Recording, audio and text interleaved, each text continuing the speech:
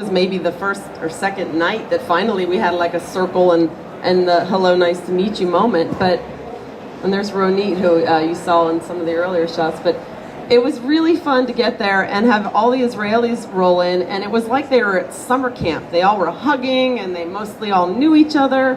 And the three Americans, we were sort of the new ones, and they came over and made us very welcome right away. But luckily for us, everybody spoke English, because it's another thing about travel that you realize pretty quickly is that Americans expect everybody to speak English, and it's really embarrassing to go to countries where we don't know a word. But all of these young people included, such as Inbar, very, very young, talented woman, they spoke impeccable English to us. I mean, it may have been a little hand wave here and there, but the messages got across.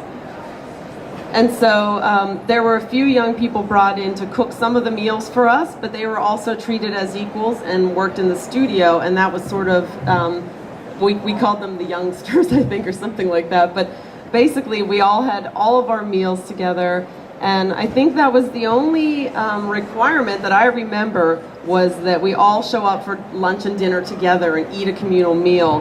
And the younger group would cook the dinner for us every night. So it was really special to have home-cooked meals on site, and a lunch was brought in locally every day, but we always sat together and dined. And you'll see some of these images of us eating together as well. But as you can start to see now through these studio images, the work just sprung up. And people quickly found their own friends in the groups. And we had, I think, 4 rooms. So all 4 rooms were occupied, and the activity was just contagious. People would be running from room to room. These 3 women, I had to throw this one in for you, Sana. Jacaranda, I feel a little embarrassed saying I'm showing this shot of her. She'd probably laugh, though, but she was definitely one of the women with the biggest smile and the most entertaining personality I've ever met, and she kept everybody in our group laughing. So when I think of these Israeli women that I met there, I think of their smiles and their eyes. It was just such intense love for all of them immediately. Rena, I think, was about 80 years old, I'm not sure, and out the night of the party on the last night with the rest of us until, I don't know, we were up till 4 or 5 a.m. But this is really what you could call a group of people who bonded immediately, and we all stayed together to the bitter end. They had to kind of just separate us with a crowbar, I think, by the last day. But you can see the community starting to develop here. So what happened was just very natural. We all worked, and we migrated towards each other's areas. We just asked questions about the work, and through the work, the conversations about the people and the land and the history came out in a way that was much more real for me. This fellow just had his second baby a few days ago, so I didn't have an image of his finished work, but he made the most skin-like, body-like pieces on the wheel I'd ever seen. This is one of my favorite shots actually right now, because the in-between moments are also where the things happen that you least expect, where you're sitting outside, someone might be having a cigarette, and 5 more people come around, and the next thing you know, there's the best conversation happening of the week. So, we just kind of hung out, and it was really the spirit of Watershed that Matt described earlier that this format sort of developed from. And Watershed, they make it very clear on the first day that if you go and write poetry and swim in the swim hole all week and don't make one thing out of clay, that's fine. And that's kind of what they told us here. They said, just show up for the meals. And it's like, around food, everything starts. Stella just passed away, which was a real shock to us in the group. And some of these shots of her are so spirited. I didn't even know she had cancer. I think the next one you'll love, Sana, just for you. Oh, wait, it's the one after this. So this is Stella on the left, and, she didn't mention anything about being sick, but she showed up a day or 2 late. This one says it all. And she was one of the people that held down the couch area pretty well. We had a nice little area where we could just kind of kick back and get to know each other. And, again, sometimes having a cup of coffee with your feet up was where all the action was that day. There's Mark.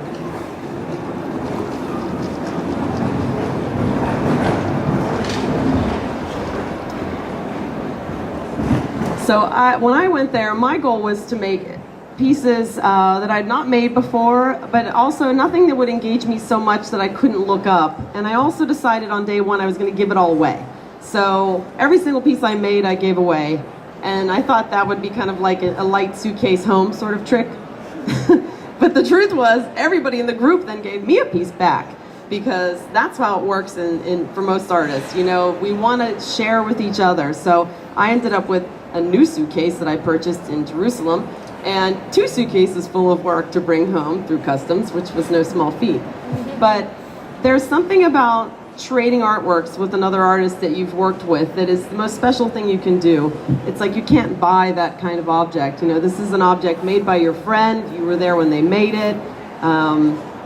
You have it for the rest of your life, you know, potentially. You may drink from it or eat from it. So the bonds that developed over these 2 weeks were more than I ever expected could be possible. And you know, this outdoor section of the studio was also a real hot spot, where we even had a cat give birth to about 9 kittens while we were there. That, you know, that was a whole other activity going on. But it was just like, there was so much to do, and there were only, I think, 18 of us there. But I never tired of going from studio to studio, examining what was being made, and learning about their culture, like this egg breaking game I'd never heard of, and boy, I was no good at that. But, you know, this is the table. So sitting in this room having dinner, as you can tell, lots of food was provided. I never ate so much in my life. And then learning about these games they would play, or just traditions. We learned all kinds of things about family and heritage, and these are some great shots of Avner. Avner was our fearless leader, who will decline to admit that he was. He's one of those people that operates behind the scenes really well, but without Avner, it would have been a machine with no oil. You know, he kept it working. I actually found that I had 2 T-bowls in this exhibition. That was quite a shocker. So we went on a field trip, and my work was there. But this is the collection of David Gluck, who is an American-born, I believe, Israeli, and he lives in Israel. And so this is just a portion of his own collection that I was lucky enough to be a part of. And how wild is that? I actually had to call my father after that one.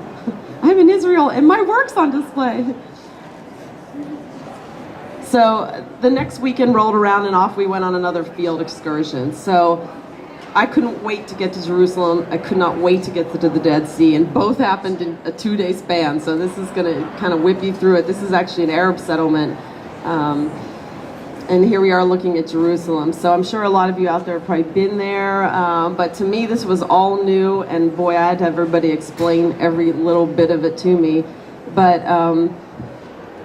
the Wailing Wall, which goes by I know other names, and the church, the Holy Sepulchre, these places were just, you know, to me like a kind of one-dimensional idea until I went here. And then when you go there, you know, I had to go put my piece of paper in the wall. I couldn't even get it in there. There's so many prayers falling out of the wall, and then apparently they bury them all and start again. So it was a really beautiful thing to go and experience this firsthand, you know, to touch my hand on the stone where Jesus was laid, and all these stories, whether you believe it or not. To me, it was very personal and yet also very historic.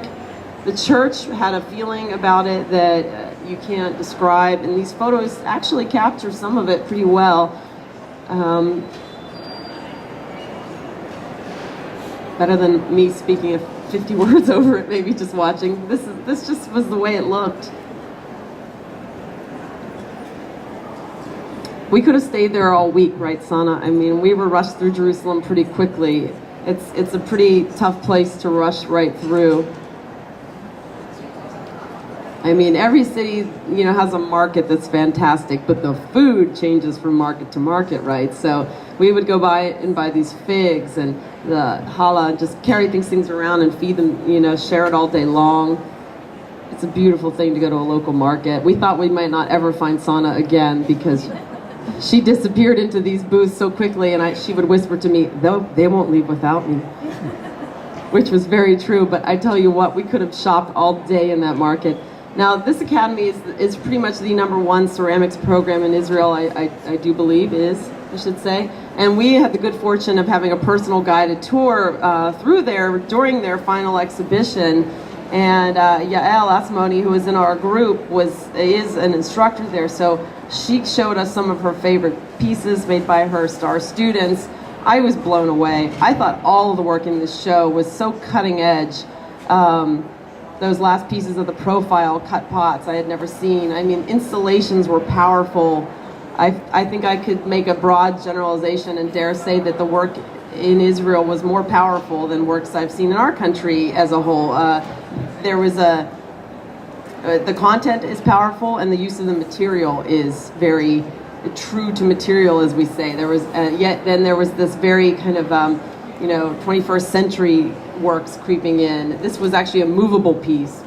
It could be rearranged into different formats, and there were some glass works as well. So again, we went ripping through this building so quickly, and I just could have taken photos all day long. A traditional wall made out of pots cut in profile. Just some really imaginative, incredible works. And actually, several of the people in our program had attended this school as well, so we had a lot of personal ties.